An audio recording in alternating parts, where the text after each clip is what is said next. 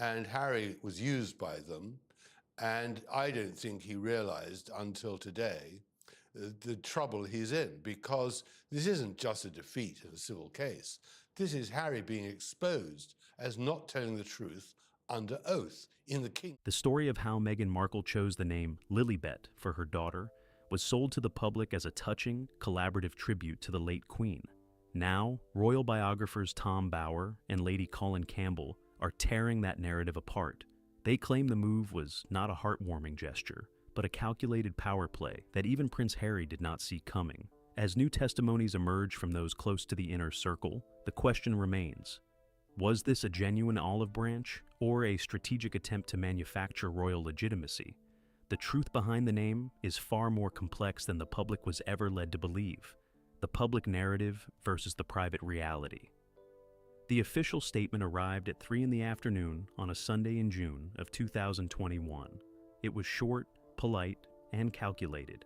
It stated that the Duke and Duchess of Sussex had welcomed their daughter, Lilibet Diana, and that the name had been chosen to honor Her Majesty the Queen. The press release noted that Lilibet was the Queen's childhood nickname. It gave the impression of a deep, familial harmony. It suggested that the name was a gift, given and received with mutual warmth. The media reacted instantly. Headlines across the globe celebrated the news as a bridge-building exercise. Pundits argued that the Sussexes were finally signaling a desire to mend ties with the institution. They painted a picture of a phone call between Montecito and Windsor. They imagined the Queen smiling as she heard the news. It was the perfect story for a public eager to see the royal rift finally begin to close. But the reality inside the palace walls was markedly different. Sources within the royal household say there was no prior consultation of the kind the public assumed. The name was not presented as a suggestion. It was not discussed in a series of collaborative phone calls. It was presented as a done deal. The staff at the palace were not asked if the Queen would be comfortable with the use of her most private, intimate childhood identifier. They were simply told it was happening. This created an impossible situation for the Queen's private office. They could not publicly object without looking like they were attacking a child. They could not correct the narrative without fueling the very controversy they wanted to avoid. The Queen was effectively placed in a position where her silence was her only defense. She had to accept the use of the name or risk a massive public relations scandal. The palace chose to stay silent. They issued no follow-up statements. They offered no clarifications. This silence was taken by the public as a sign of approval. It was the full blessing the Sussexes had hinted at. But those who know the inner workings of the monarchy understand that silence is often a form of damage control. The palace was not cheering. They were bracing for the impact of a narrative they had not helped write. The mystery that lingers to this day is why the Sussexes were so insistent on this specific name. Was it truly a tribute to the Queen? Or was it a way to ensure their daughter would always be associated with the most powerful symbol of the Windsor line? By adopting the name Lilibet, they were not just naming a child, they were claiming a piece of the Queen's own identity for their own brand. This was not a mistake of timing. The Sussexes knew exactly what the name represented. They knew it was a name used only by the Queen's parents, her husband, and her sister. It was a name that had been retired from public use since the death of Prince Philip. Bringing it back was not just a tribute, it was an intrusion into the most protected part of the Queen's life. The staff at the palace felt a profound sense of discomfort. They watched as the name was rolled out in press releases and merchandising. They saw the way it was used to craft an image of continued closeness to the monarchy, even as the Sussexes continued to criticize the institution. It felt like an appropriation of the Queen's personal history for strategic gain. The public, however, remained largely oblivious to the friction. They consumed the story as it was sold to them. They saw a great-grandmother and a great-granddaughter, and they saw a name that linked them across the generations. The disconnect between the reality of the palace and the image in the news was total. The Sussexes had won the first round of the battle for the story. The palace learned a hard lesson from this experience. They realized that they could no longer control the narrative once it left their own channels. They were no longer the primary source of truth about royal events. If they did not speak, others would speak for them. The Lilibet incident became the blueprint for how the Sussexes would navigate their relationship with the monarchy going forward. It left a permanent mark on the relationship between the two sides. It proved that the Sussexes were willing to push into the most private areas of the Queen's life to ensure their story stayed in the headlines. The Queen, for her part, never commented on the matter. She took the name and the implications of the name with the same stoicism she had applied to every other royal crisis. The situation was far from a blessing. It was a test of the Queen's patience and her commitment to the stability of the institution. She was forced to endure a personal indignity for the sake of avoiding a public explosion. She kept her composure, as she always did. But the incident deepened the divide. It served as a clear signal to everyone in the palace that the rules of engagement had changed. The Lilibet story was the first time that the Sussexes successfully used a piece of royal history to legitimize their own path. It was not the last time. Every decision since has been analyzed through the lens of that first controversial choice. The name is now a permanent part of the royal history books, whether the palace wanted it there or not. It is a reminder of how quickly a private gesture can be turned into a public weapon. Lady C's explosive allegations. Lady Colin Campbell sat in her study in Sussex, surrounded by books and the quiet hum of a mid-afternoon rain. She did not mince her words. In a series of interviews and public comments, she leveled a charge that contradicted everything the public had been told. She claimed the Queen had never been asked for permission in the way the Sussexes suggested. She argued that the Queen was merely informed of a decision that had already been taken. The distinction is critical. In the logic of the palace, a request requires a response. It implies an invitation to dialogue. By informing the Queen instead, the couple removed any possibility of a veto. They presented the name as a fait accompli. They left the monarch with no room to suggest an alternative or to express any reservations she might have had. It was, in Lady C's estimation, an act of sheer psychological maneuvering. Lady C points to the palace's internal structure to prove her point. She notes that the Queen's private secretaries were never part of a vetting process for the name. If this had been a genuine tribute, the couple would have followed the standard protocol. They would have gone through the formal channels. They would have allowed the Queen's advisors to handle the delicate matter of royal nomenclature. Instead, they bypassed the entire system. This behavior, according to Lady C, is proof of a larger intent. She argues that the name was chosen because it was the only one that could bridge the gap between their private lives in California and their public standing in London. It was a bridge built of someone else's history. It allowed them to maintain a claim to the Windsor name while living thousands of miles away from the responsibilities that come with it. The question arises, how did the Queen manage to maintain her poise?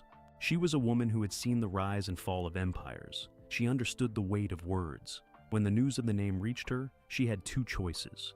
She could have challenged it, which would have sparked a constitutional crisis on top of a familial one. Or she could have accepted it, knowing that history would eventually reveal the truth. Lady C contends that the Queen chose the latter to protect the monarchy from further public damage. She suggests the Queen realized that a fight would only make the Sussexes more popular among their supporters. By staying silent, the Queen robbed them of the confrontation they seemed to be seeking. She treated the name as a request she had to grant, even if the request was made in a way that felt like a command. The mystery that Lady C highlights is the timing of the announcement.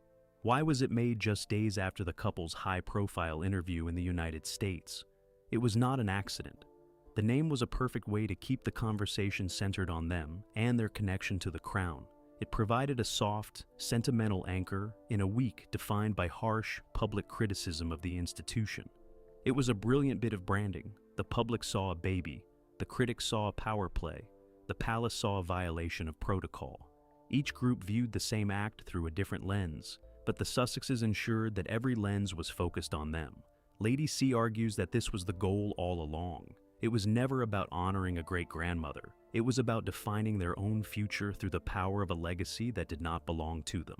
The tension within the royal circle was intense. Several courtiers have since spoken about the shock they felt when they heard the news.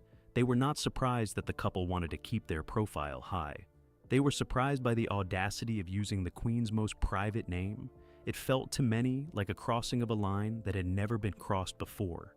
Lady C maintains that the Queen's own family members were equally taken aback. They saw it as a move that lacked the fundamental respect that a grandmother is due.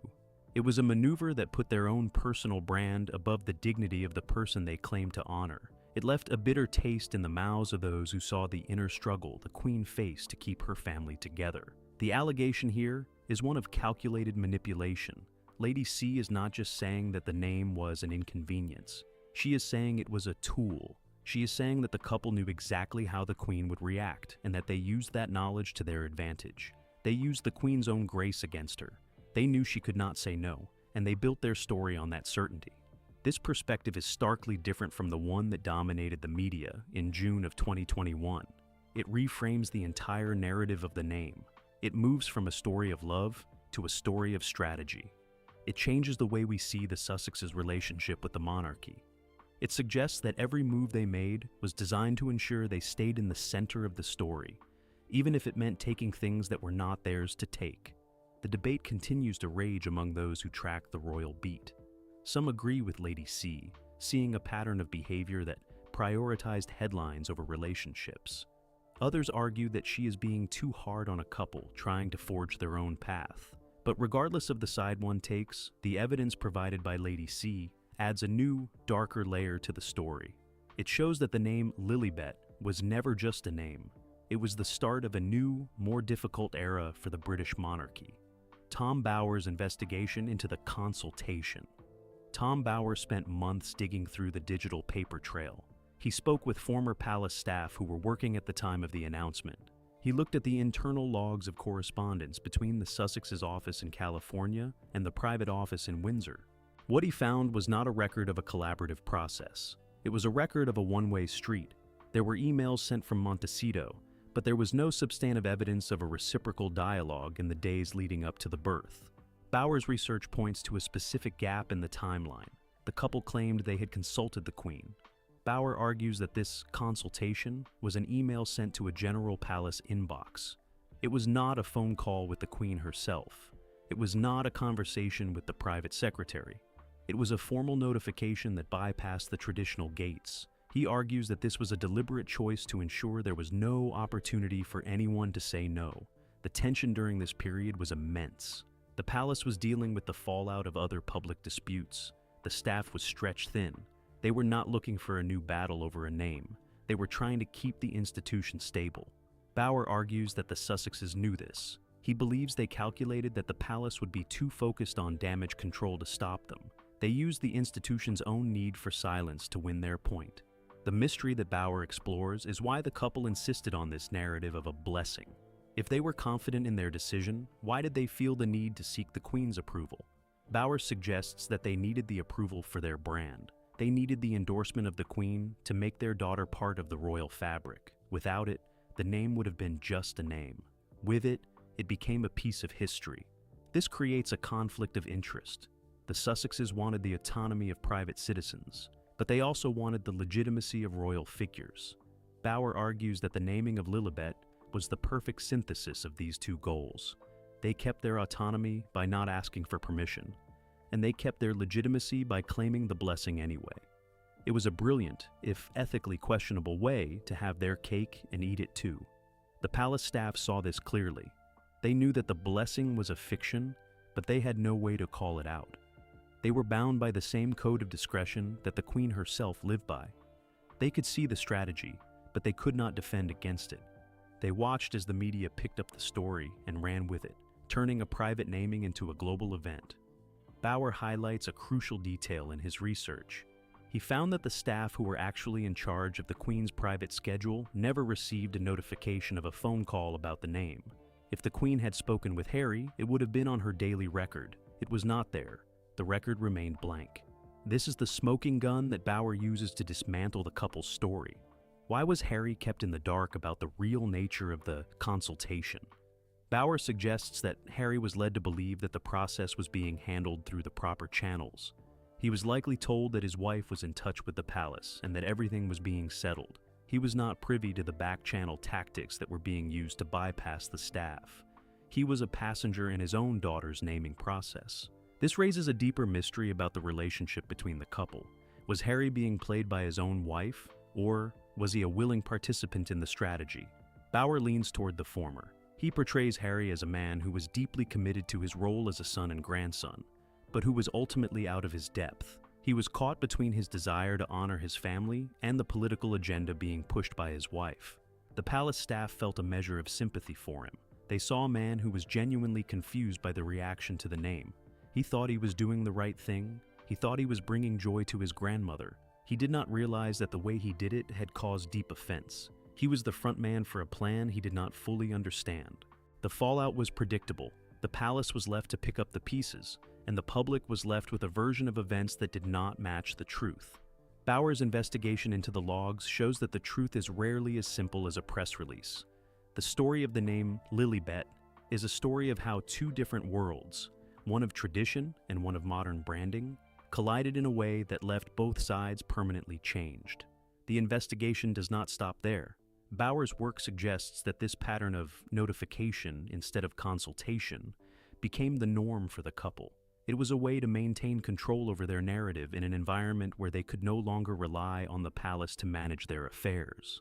They became their own masters of information, but they did so at the cost of the very relationships they claimed to value. The truth about the name remains a point of contention. The palace will never speak on it. The Sussexes have moved on to other battles, but the work done by researchers like Bauer ensures that the questions will not go away. The consultation that never happened is now part of the history of the name Lilibet.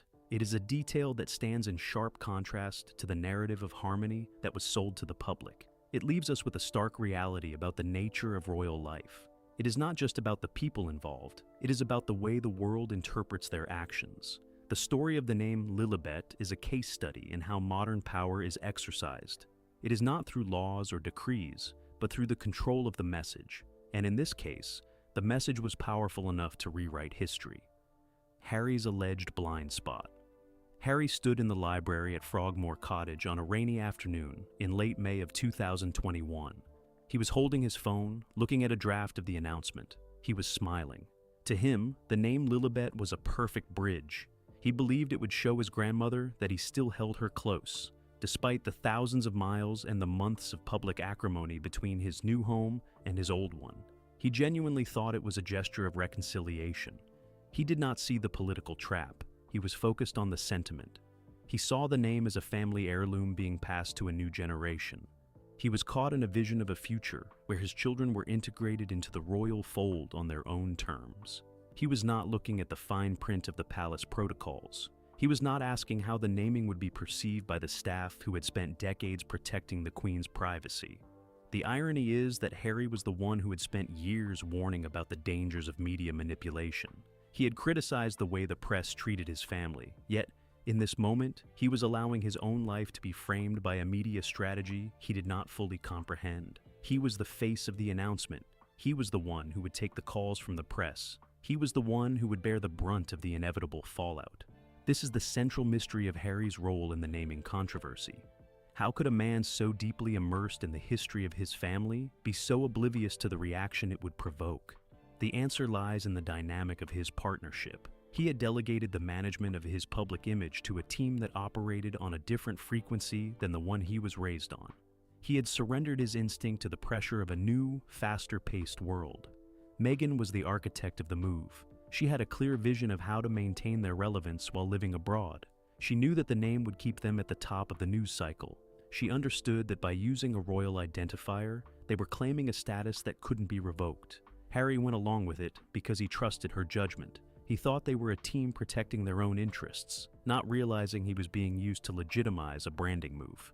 The staff who knew Harry well described him during those weeks as eager but detached. He was involved, but he wasn't checking the details. He was happy to let the team handle the communications. He wanted the result, the connection to his grandmother, without having to do the hard work of diplomacy. He assumed that because his intentions were good, the outcome would be positive. He was a man who still believed in the royal fairy tale. The reality, of course, was much harsher. The palace had already moved into a mode of defensive preservation. They weren't looking for tributes. They were looking for threats. By choosing the most personal name in the Queen's life, Harry had inadvertently walked into the middle of the palace's defensive perimeter. He didn't see the alarm bells. He only saw a name he loved. There is a moment from that week that defines his state of mind. He was seen leaving the cottage, walking across the lawn, talking on his phone. He looked relaxed. He He was not worried about palace protocol. He was not asking for clearance from the communications director. He was already planning for the world to see his daughter as a member of the royal lineage. He was playing a role he had been cast in without reading the script. This explains why he was so blindsided when the criticism began. He couldn't understand why people would be angry about a grandmother's nickname. He saw the backlash as proof of the bias he had been fighting against for years. He didn't realize that the problem wasn't the name itself. It was the way the name had been deployed. It was the lack of a personal conversation with his grandmother. It was the perceived lack of respect for the office of the monarch. The tragedy for Harry is that he lost the battle before he even stepped into the arena. By relying on a strategy that valued brand impact over family diplomacy, he ensured that the name would be forever tarnished. He took something that was meant to be pure and turned it into a battleground. He became the villain in a story where he thought he was the hero. This was not a one-time error. It became the hallmark of the Sussexes' new strategy. They operated by making bold claims and then defending them as if they were simple truths. They didn't engage in the subtle work of building consensus. They created realities and invited the world to react to them. For Harry, it was a steep learning curve, one that he is still navigating today. He remains in the dark about the true extent of the resentment the naming caused. He lives in a world where the optics are everything. He has been insulated from the deep, structural disappointment that his family felt. He is still waiting for the apology he thinks he deserves, not realizing that he was the one who triggered the storm. He is a man who is still searching for the warmth he thinks he gave his grandmother. The truth is that the name Lilibet changed the way the royal family interacted with him forever. It was the final straw in a long list of grievances. It made it clear that Harry was no longer interested in the old ways of doing things. He had traded the history of his family for the brand of his own, and in doing so, he had lost the one thing he cared about most: the ability to be understood by the people he left behind. We are left with a sad image of Harry in the library. He is still there, in our minds, smiling at his phone. He is waiting for a response that will never come in the way he imagines. He is a man who tried to use his own history to rewrite his future, only to find that history is not something you can just pick up and move. History is a weight, and Harry is still trying to figure out how to carry it. The royal family's calculated response. The palace was trapped. They were reeling from the news, but the rigid, silent code of the monarchy also bound them. Senior aides and private secretaries gathered in the offices of Buckingham Palace shortly after the announcement. The atmosphere was brittle. They were not just dealing with a naming dispute. They were dealing with a public narrative that was running away from them. The Sussexes had released their statement to the press, and the media was already painting a picture of royal harmony. The institution's first instinct was to correct the record. They had been clear privately that the Queen had not been asked for permission in the way the couple described. A good palace source made it absolutely adamant to the BBC that the name had not been run by the Queen. The goal was to signal that the narrative of a blessing was a fabrication. But they hit a wall. Every time they tried to clarify the events, they were met with immediate legal warnings from the Sussexes team. The Royal Communications Office was paralyzed. They had to decide between entering a public briefing war, which would only drag the Queen's name further into the mud, or accepting a story they knew to be misleading. The decision was made to withhold a formal denial. This silence was meant to be a position of dignity. However, in practice, it left the public with the Sussexes' version of events. It was a strategic, if agonizing, retreat. The Queen's private reaction, however, was far from silent. Reports from members of her inner circle paint a picture of a monarch who was deeply wounded. One staffer privately recalled that the late Queen had been as angry as I'd ever seen her upon realizing the couple had publicly claimed her full support. Another source alleged that she was so incensed by the public branding of her private nickname that she threw her newspaper to the floor in a moment of pure, startled fury. This anger was not just about the name, it was about the loss of her agency. She felt that the most intimate, protected part of her life had been co-opted without her real consent. The staff around her had to witness this rare display of temper. It was the moment they realized the rift was no longer a disagreement over roles or finances. It was a breach of the most basic, personal trust. Behind the scenes, the royal team tried to maintain a facade of unity. Prince William and Kate's social media account issued a brief, polite message of congratulations. They deliberately used the name Lily rather than Lilibet in their public post. It was a tiny, subtle nod to the reality of the situation. It acknowledged the birth without engaging in the controversy surrounding the formal nickname. The institutional response was defined by this kind of careful coded language.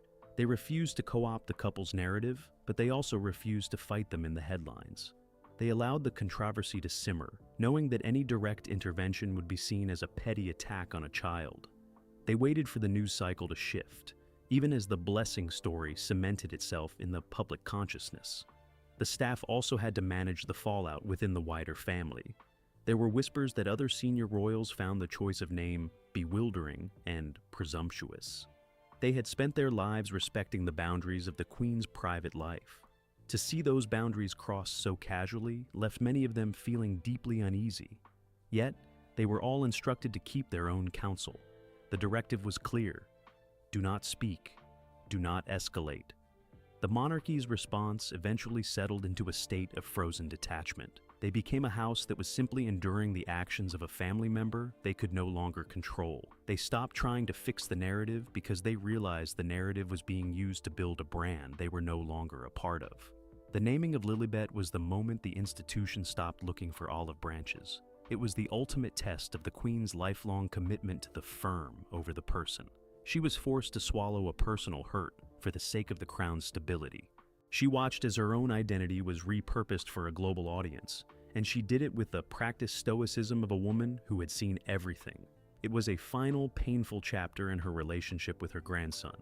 The legacy of that week is a permanent scar in the history of the palace. It taught the staff that the Sussexes were not playing by the old rules. It taught them that the most private moments were now fair game for the most public strategies.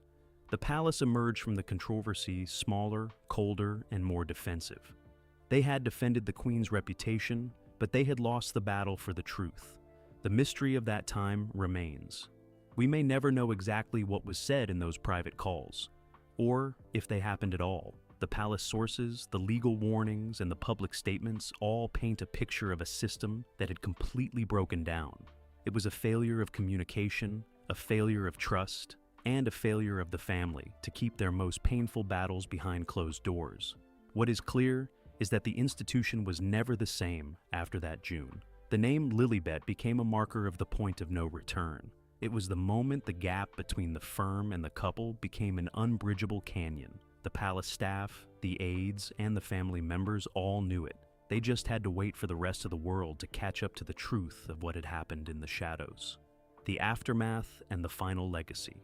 The dust from the naming controversy settled, but the air inside the palace remained thick with resentment. It was no longer a matter of headlines. The damage had been done at a level that could not be repaired by a simple correction. Every time the name Lilibet was mentioned in the office, the staff reacted with a sudden, noticeable withdrawal. It had become a synonym for betrayal in the private language of the royal household. The Sussexes continued to build their life in California, seemingly unaffected by the storm. They framed their choices as a pursuit of a freer, more authentic existence. But the naming of their daughter remained the cornerstone of their public narrative. It was the moment they had successfully tied themselves to the crown in a way that was both permanent and undeniable.